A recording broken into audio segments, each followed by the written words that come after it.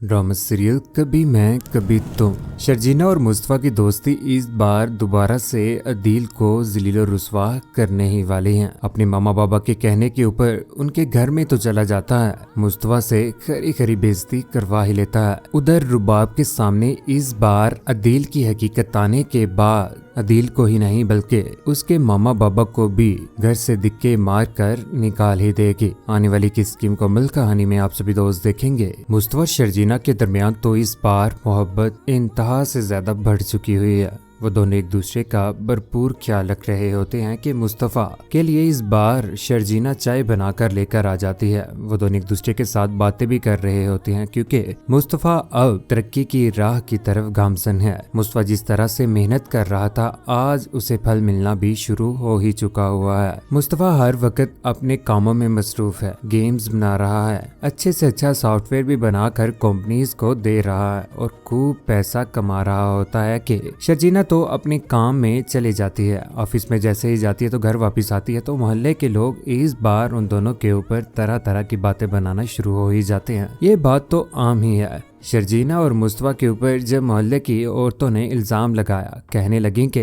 पता नहीं कैसा मर्द है जो बीवी की कमाई खा रहा है। तौबा तौबा, बीवी तो काम के ऊपर जाती है, यहाँ पर वेला निकम्मा घर में बैठा होता है, गेम्स खेल रहा है। ओ भाई, मुस्तफ़ा यहाँ पर खामोशी के साथ उन लोगों की बातें तो सुन ही लेता है, लेकिन खरी खरी सुना ही देता। कहता है कि आप लोगों को किसी से क्या लेना देना है, कोई अपनी जिंदगी में क्या कर रहा है क्या नहीं कर रहा, आपको मसला क्या है। लेकिन मोहल्ले के लोग हैं भाई, बातें तो वो बनाएंगे ही। लेकिन जब यही मुस्तफ़ा तरक्की करेगा और अच्छी गाड़ी भी लेगा तो सबके मुंह इस बार बंद करवा ही देगा। ये तो मोहल्लेदार है, अपने माँ बाप के भी और अदील रुबाब के भी। दूसरी जानिब शर्जीना के बाबा शर्जीना का बहुत ज्यादा एहसास कर रहे होते हैं। इस बार वो परेशानी में आकर अपनी जोजाए मोहतरमा को पैसे पकड़ा देते हैं कि वो शर्जीना के घर में जाए, वहाँ जाकर उनको ये पैसे दे दे ताकि वो अपनी जिंदगी में अच्छे तरीके से कुछ दिन गुजार सके। पैसे लिए हुए यहाँ पर शर्जीना के पास जैसे उसकी माँ जाती है तो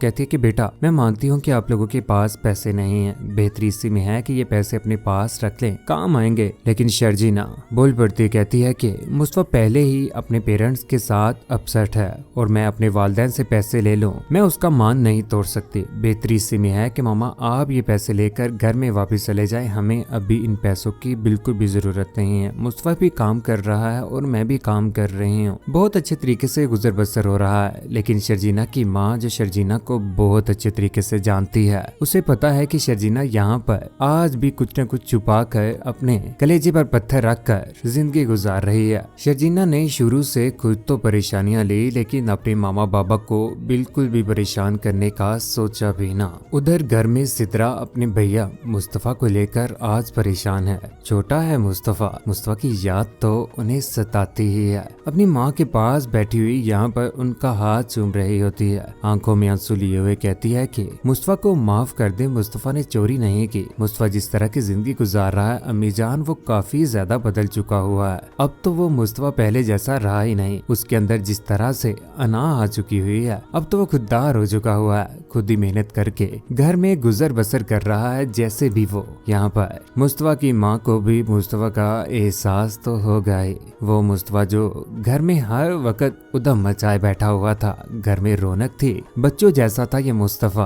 अम्मी प्लीज आप मुस्तफ़ा से राब्ता कीजिए। मुस्तफ़ा तो इस बार किसी की भी बात नहीं मान रहा। दूसरी जानिब इफ्तिकार अहमद जो खाने की टेबल पर खामोशी के साथ बैठा होता है, सोच रहा है अपने मुस्तफ़ा को ही, क्योंकि मुस्तफ़ा ने वो पैसे इस बार जो 1 लाख इफ्तिकार अहमद ने बेचा था सिद्रा के हाथों, वो उन्हीं को दोबारा से लुटा दिया था और वो पैसे उसने बिल्कुल भी अपने पास न रखे। यहाँ पर शाइस्ता बेगम भी परेशान हो जाती हैं अपने शोहर को देखकर, कहती है कि परेशानी क्या है, आप तो आज खाना भी नहीं खा रहे, मसला क्या है आपको। मुस्तफ़ा की याद आ रही है मुझे। यही बात सुनने के बाद आखिर माँ है कब तक अपने बेटे से नाराज रह सकती है। उधर सुबह के वक्त यहाँ पर शाइस्ता बेगम परेशान होकर बैठ चुकी होती है कि अदील पास से गुजर रहा होता है। अदील जैसे ही ऑफिस में जा रहा होता है तो यहाँ पर अपनी माँ को परेशान देखकर उन्हीं के पास आकर बैठ जाता है। कहता है कि अम्मी जान आप परेशान बैठी हुई हैं, क्या बात है, खैर ये तो है ना, बाबा की तबीयत ठीक है। हाँ, तुम्हारे बाबा आजकल खामोश हैं। यहाँ पर मुस्तफ़ा तातो हर वक्त उधम मचाए रखता था।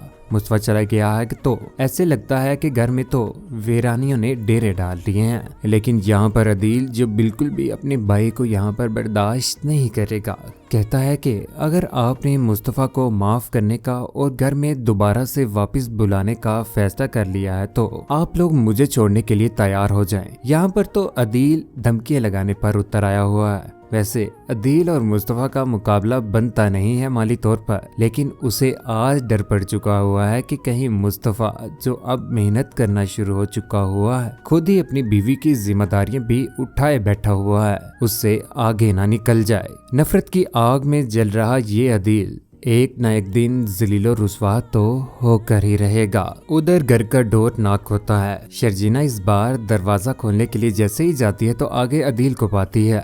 हैरान रह जाती है यहाँ पर शर्जीना भी। मुस्तफ़ा और शर्जीना को उस घर में रहते हुए देखकर अदील चिल्ला पड़ता है, कहता है कि तुम्हारी अम्मी को बहुत ज्यादा फिक्र हो रही थी कि उनका निकारा बेटा कहीं फाकों में ही ना हो। यहाँ पर मुस्तफ़ा बोल पड़ता है, कहता है कि मैं निकम्मा, मैं नकारा ही सही, लेकिन मैं अपनी बीवी के कंधे के ऊपर पांव रख के तरक्की नहीं कर रहा। अब निकलो यहाँ से, बहुत ज्यादा जलीलो रुस्वा हो गए हो। यहाँ पर अदील की तो अच्छी खासी धुलाई कर ही देता है मुस्तफ़ा, क्योंकि मुस्तफ़ा बिल्कुल भी बर्दाश्त नहीं करेगा कि अदील जो कि एक्स फियोंसी है शर्जीना का, वो इस बार उसके घर में आए, ख्वाह उसका वो भाई ही क्यों ना हो, उससे बर्दाश्त नहीं होगा। वो पुरानी किसी किस्म की भी बात को भुला नहीं पाया हुआ। यही बातें सुनने के बाद अदील जैसे ही घर में जाता है तो घर में चले जाने के बाद अपना सर पकड़कर बैठ जाता है और आग बगुला हो जाता है। यहाँ पर अदील भी। अदील ने इस बार फैसला कर ही लिया कि वो अपने मामा बाबा को अपने ही उसी घर में लेकर चला जाएगा जहाँ पर वो रुबाब के साथ रह रहा होता है। लेकिन रुबाब तो इस बार यूके में है, अपनी माँ के पास। अदील जैसे ही अपने मामा बाबा को उस घर में लेकर जाता है तो यहाँ पर इफ्तिखार अहमद और शाइस्ता बेगम